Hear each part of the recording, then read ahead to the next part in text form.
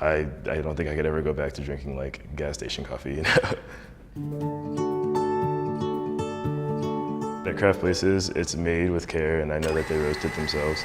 Or they get it especially roast by a company that they have a contract or a deal with, and the way that they brew it and the way that they make it, it brings out those flavors, and it becomes more standard along the line of like a coffee from Guatemala would be more fruity, or a coffee from Costa Rica would be more acidic. We're talking about coffee in America, first of all. In the States, the first wave of coffee was big companies industrializing, the coffee process. The second wave, this was the coffee shop idea. The greatest example of this is Starbucks when it came out of Seattle and it started sweeping across the nation.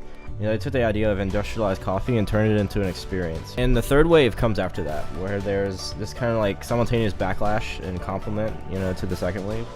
People went back to making coffee, not necessarily on a huge industrial scale, with a greater focus on making better, higher quality coffee.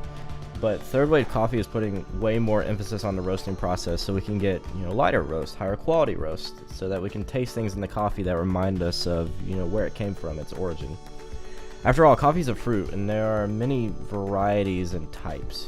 So this Revelator is not a usual coffee shop. We have a greater proportion of students and researchers and professionals, as opposed to, your pure enthusiasts of third wave coffee. There's a lot of people that aren't familiar with third wave coffee that come, and, people just oftentimes are confused by our prices because they're much higher. That's just because it costs a lot more to source better coffee. People might not even like black coffee, but I feel like if they had it from a specialty coffee place or brewed a certain way, they would be able to appreciate it a little bit more, because you'd be able to taste the flavors that coffee is supposed to have compared to just a regular cup of black coffee from Starbucks or Dunkin' Donuts.